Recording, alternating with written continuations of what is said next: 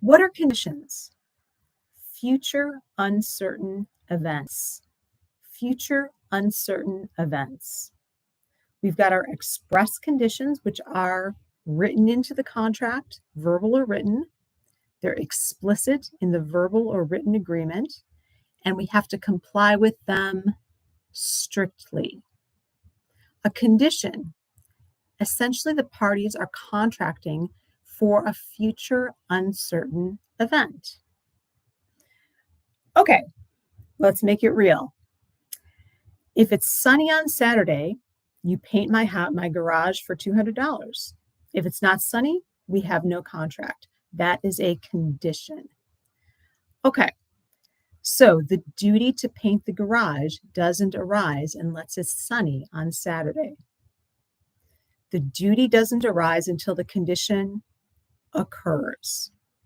So a condition precedent, is it sunny, must occur, and that triggers the contract. If the condition subsequent is much less frequent, if the condition occurs, it discharges the contract. If it's rainy on Saturday, we don't have a contract. If it's rainy on Sunday, we don't have a contract to paint the garage. Okay, so constructive conditions are much less frequent and they're implied in law. Substantial performance is enough to trigger the duty to pay. For example, if we have a contract where there's no payment schedule, once someone substantially performs, it triggers the other side's duty to pay. Okay, so a condition has to occur, condition precedent or subsequent, unless it is unjust to insist on that condition. Okay, that's our legal standard. Okay, so let's go through some examples here. Buyer and seller for the sale of a home. What's our condition? The buyer has to get financing at 6%. If the buyer can't obtain that financing, he's discharged from the duty to buy the house. We've seen this on the bar over and over again. The condition precedent is that he gets financing at 6%. If he can't obtain financing, he's discharged from the duty to buy the house. Why? Because it was a condition precedent and it didn't occur. So why is he excused from buying the house? Because the condition operates in favor of the conditioned party, who is here the buyer.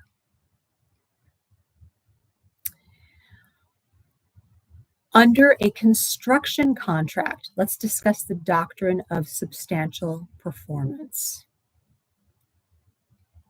All right, we've got a homeowner. They contract with a construction company for a deck at $8,000 with no schedule of payment. Remember, this is substantial performance. The contractor comes, he demands payment up front. Well, no, that's not going to work out. Why? Because the contractor must substantially perform to trigger the homeowner's duty to pay. Okay, finally, let's talk about waiver of conditions.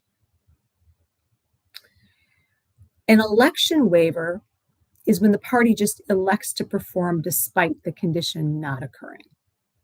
And this doesn't apply to material terms, only to immaterial terms. So what are we talking about? With an election waiver, we're saying, okay, you know what, it's okay if you pay by check instead of cash. Non-material terms. With an estoppel waiver, the party is willing to perform even though the condition has not occurred. Okay, so in election waiver, the party does what? Elects to perform despite the non-occurrence of an immaterial condition. paying with quarters, paying by check, whatever that immaterial term is. The election waiver only applies to immaterial terms, and it applies to just what it says, where the party elects to perform despite the non-occurrence of a condition. Whereas an estoppel waiver means the party's willing to perform even though the condition has not occurred. Okay, when can we excuse a condition? When it would be unjust and the other side is ready, willing, and able to perform. When can we excuse a condition? When it would be unjust and the other side is ready, willing, and able to perform. Okay, express conditions, explicit in the verbal or written contract. And what do we need in terms of compliance? That's right, strict compliance. Condition precedent must occur before the duty to perform becomes due. If it is sunny on Saturday, you get to pay, you will paint my garage for $200. If it's not sunny on Saturday, no contract. Conditions subsequent. If the condition occurs, it discharges the contract. If it's rainy on Saturday, then there's no contract to paint my garage for $200. Our constructive conditions, they're implied under the doctrine of, that's right, substantial performance. Contractor and homeowner contract to build a deck.